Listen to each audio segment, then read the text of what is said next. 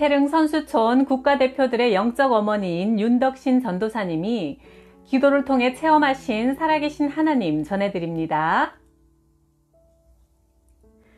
그 집에 가서 복음을 전해주세요. 부탁을 받고 간 곳은 우리나라 법조계 거물이라는 분의 집이었다. 그의 아내는 저를 2군데나 세울 정도로 열심이었고 슬하에 11남매를 두었다. 그중 딸 하나가 미모가 출중하여 패션 모델을 하다가 어느 날 직업상 몸매에 신경을 써야 했지만 그 도가 점점 지나쳐 먹지마, 넌 이미 뚱뚱해, 먹으면 너희 엄마처럼 뚱뚱해져. 그런 환청에 시달리다가 아예 음식을 전혀 먹을 수 없는 상황에 이르렀다. 그 딸의 방문을 여니 으스스한 한기가 느껴지며 방 안은 온통 검은색이었다. 빛을 완벽하게 차단하는 검은 암막 커튼, 검은 이불 위에 검은 옷을 입은 여자가 미라처럼 누워 있었다. 광대뼈가 선명하게 드러난 얼굴에는 핏기 없이 창백하고 입술은 짙푸른 립스틱으로 칠해져 있었으며 손톱에는 검은색에 가까운 매니큐어를 발라 기다란 손톱이 더 기괴하게 느껴졌다.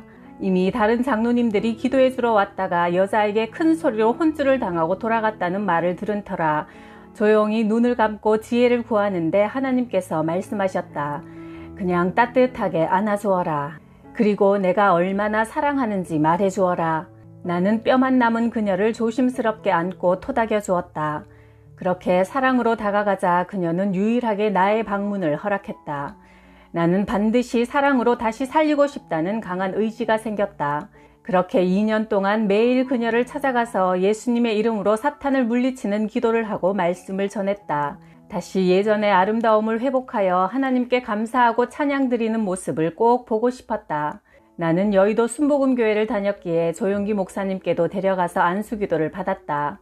걸을 수도 없을 만큼 쇠약해지고 몸에 살이란 게 남아있지 않아 휠체어에도 방석과 담요를 몇 겹으로 둘러야 했다. 조 목사님은 휠체어에 의지해 기도받으러 온 그녀의 뼈가 앙상한 모습을 보고 깜짝 놀라 자리에서 벌떡 일어나셨다. 그리고는 그녀의 머리에 손을 얹고 치유 기도를 해주셨다. 걱정하지 마세요. 하나님께서 치유해 주셨으니 다 나았어요. 당신은 이제 살아날 겁니다. 목사님의 확신에 넘친 그 눈빛에서 나는 반드시 그녀가 회복될 것을 믿었다. 며칠 후 그녀를 찾아가자 대성통곡하는 소리가 들렸다. 놀라서 방문을 열어보니 방 안은 쑥대밭이 되어 있고 그녀의 머리카락은 기괴하게 흥크러져 있었다. 그 목소리가 들렸어요. 전도사님이 오고 있으니 이제 더는 내게 남아있기 어려울 것 같다며 머리를 헝클어뜨리고 떠나갔어요. 전도사님, 귀신이 나갔어요. 떠난다고 말했어요. 드디어 2년 만에 그녀를 굶겨 죽이려던 귀신이 떠난 것이다. 할렐루야, 예수님이 승리하셨어. 이젠 살았다. 그녀가 한참 울더니 창가로 다가가 스스로 그동안 자신을 세상으로부터 가두었던 암막 커튼을 걷었다. 커튼이 열리자 빗줄기가 방 안에 가득 들어찼다. 커튼을 다 걷어버리고 화장대로 가더니 거울 속에 자신의 모습을 바라보았다. 밝은 빛 아래 적나라하게 드러난 자신의 처참한 몰골에 충격을 받은 그녀는 내 손을 잡으며 떨리는 목소리로 말했다. 전도사님, 나도 우리 언니처럼 결혼할 수 있을까요? 그럼 하나님께 기도하면 뭐든 다 할 수 있지. 그녀는 판사와 결혼해 잘 사는 언니를 부러워하는 마음이 있었던 것이다. 그날 이후 급속도로 회복된 그녀는 변호사 남편을 만나게 되었는데 나는 그녀의 결혼식 꿈을 꾸었다. 신부 입장할 때 내가 그녀의 팔짱을 끼고 들어가 신랑에게 넘겨주었는데 새 신랑의 얼굴을 보니 깎아놓은 알밤처럼 말끔하고 예뻐서 마음이 흐뭇했다. 그런 꿈을 꾸고 얼마 후 청첩장을 받고 실제 결혼식에 참석한 나는 신랑 얼굴을 보고 깜짝 놀랐다. 바로 내가 꿈에서 본 그 얼굴이었다. 지금 그녀는 변호사 남편과 아이를 낳고 잘 살고 있다. 덕신아, 조용기 목사님께 기도 좀 받을 수 있니? 급히 서초동 집으로 나를 부른 고모가 말했다. 고모부 회사 회장님의 사모님이 위독하셔. 네가 먼저 가서 기도를 좀 해주렴.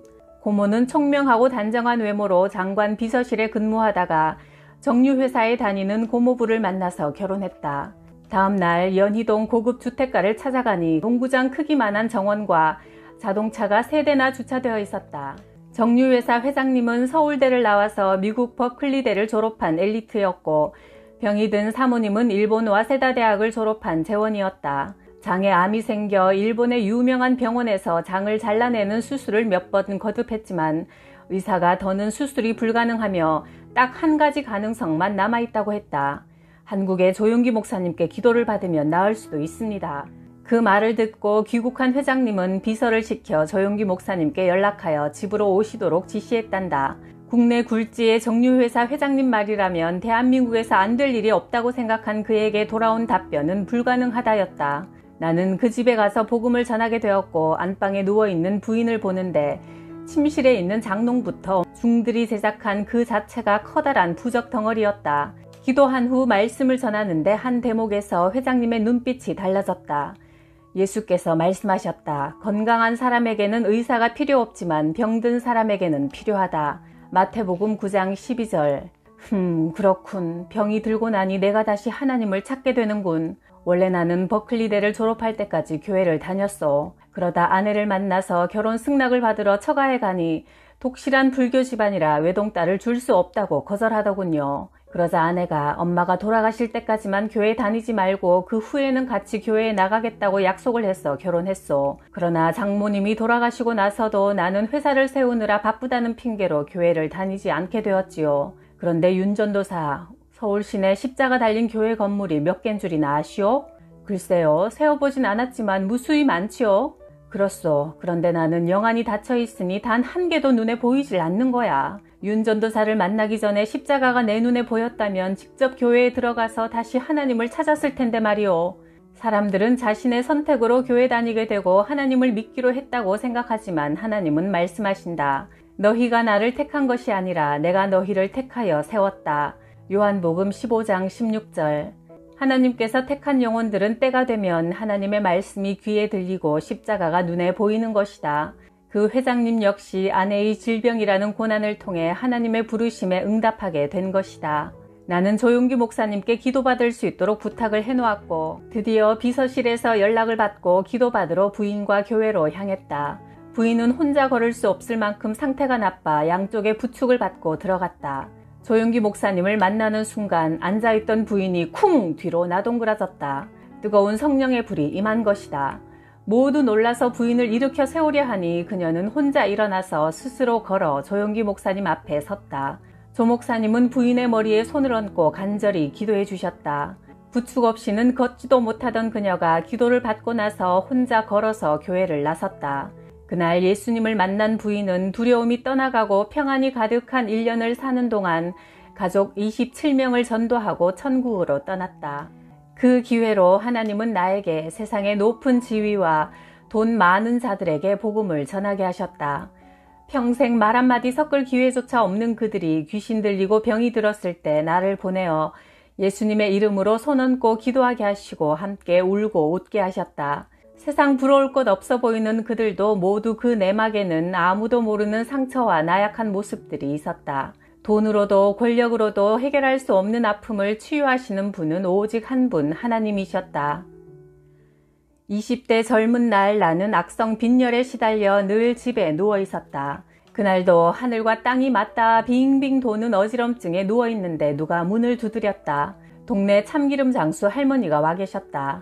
젊은 처자가 아파서 매일 누워있다길래 왔어. 우리 교회에 와서 예수 믿고 기도하면 싹 나을 수 있는데.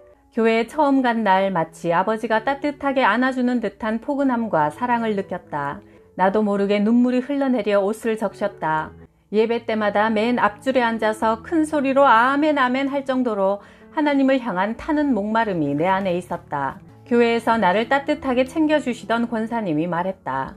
나와 함께 매일같이 교회에 와서 기도합시다. 그런데 기도하려고 교회에 앉기만 하면 목이 조여와서 숨쉬기가 어려워지거나 목에 걸고 있던 십자가 목걸이를 확 낚아채기도 하고 머리카락이 잡아당겨지는 등 도저히 무섭고 두려운 마음에 기도할 수 없도록 뭔가 방해하는 게 느껴졌다. 같이 기도하시는 권사님의 대적 기도를 보며 나도 예수님 이름으로 사탄을 쫓는 기도를 하기 시작했다.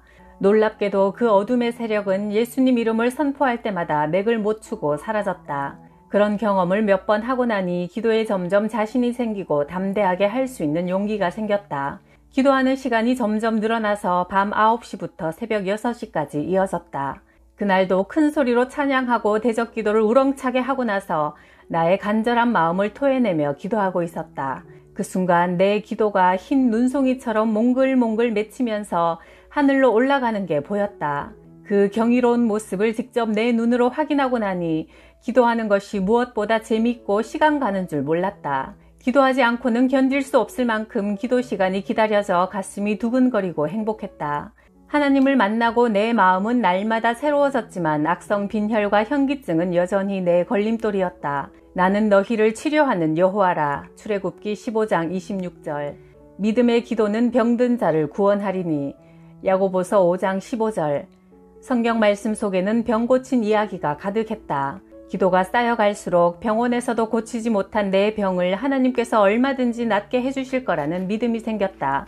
오살리 기도원에서 5일 금식 기도를 마치고 같이 간 권사님과 나오는 길, 뒤통수를 쇠파이프로 얻어맞는 듯한 충격에 쓰러졌는데 그때 내게서 뭔가 시커먼 덩어리가 빠져나가는 것을 권사님이 보셨다. 나 역시 내게서 어떤 뭉텅이가 쑥 빠져나가는 느낌에 앓고 있던 악성 빈혈이 깨끗이 나았음을 알 수 있었다. 그때부터 어지럽지도 않고 더 이상 쓰러지지도 않았다. 은혜를 받고 보니 누가 시키지도 않았지만 새벽 예배가 끝나면 나는 교회에서 제일 가까운 영등포역에 나가서 전도했다.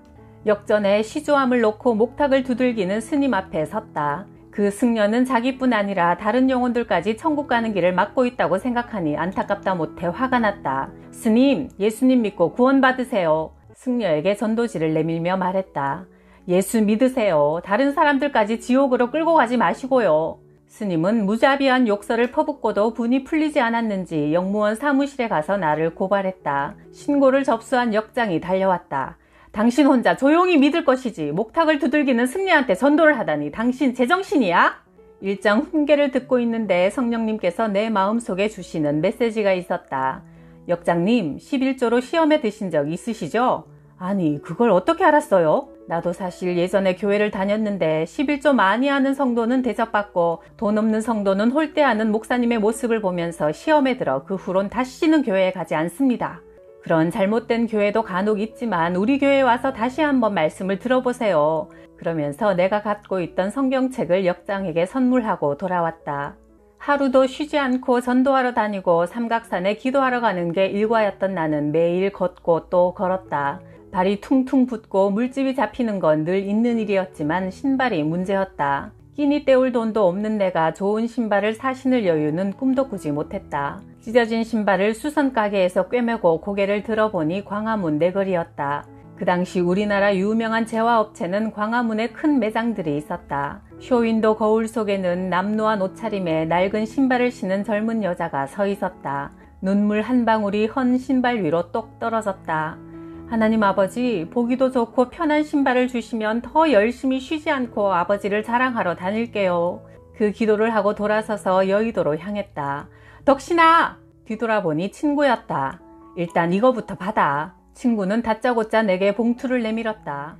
내가 오늘 하나님의 음성을 들었어. 건설회사 상무인 남편에게 구두 상품권 2장을 받았는데 한 장은 5만원짜리고 한 장은 7만원짜리였어. 그래서 딸의 담임선생님께 7만원짜리를 선물하고 너한테는 5만원짜리를 주려고 마음먹었는데 그 순간 하나님이 바꿔서 주어라 하시는 게 아니겠니? 그래서 오늘 꼭 너한테 전해주고 싶어서 차를 타고 교회로 가는데 네가 보여서 달려왔어. 그날 이후로 다양한 경로를 통해 하나님은 구두 상품권을 7개나 공급해 주셨다. 이런 일들이 매일 내 삶 속에서 일어나니 어찌 사람들에게 복음을 전하지 않을 수가 있겠는가. 그날 이후 하나님의 인도로 나는 태릉 선수촌에 들어가 국가대표 선수들에게 복음을 전하고 함께 예배드리는 스포츠 선교 전도사가 되었다. 2000년 태릉 선수촌 교회에서 예배 시간에 반주하는 여자 선수가 있었다. 피아노를 치고 찬양하는 모습이 아름다워 참 귀한 딸이구나 생각했다. 그녀가 바로 세계를 들어올린 여자 역도 선수 장미란이다. 나는 미란이를 위해 기도하기 시작했고 아테네 올림픽에서 금메달을 딴 후 미란이는 내게 조용히 뭔가를 내밀었다. 지금 가진 게 이거밖에 없어요. 그런데 전도사님께 꼭 드리고 싶었어요.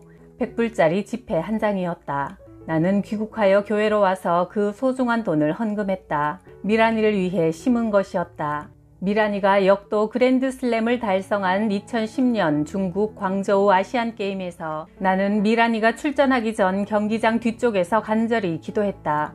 여자로서 아름다워 보이고 싶은 마음을 잠시 뒤로 미루고 체중을 늘리기 시작한 미란이는 연초에 교통사고가 나서 허리 통증으로 재활치료를 받으면서도 계속 기도하며 도전해왔다. 그 딸이 바벨을 들기 전 두 손 모아 간절히 기도할 때마다 나 역시 응원석에서 두 손을 높이 들고 기도했다. 1차 시도, 우렁찬 기합 소리와 함께 175kg 성공. 그리고 2차 시도, 181kg에 성공하며 드디어 그랜드슬램을 달성했다. 하나님께 영광을 돌리고 미란이는 꽃다발 하나를 나에게 높이 던져주었다. 광저우의 기적은 그렇게 하나님의 은혜로 일어났다.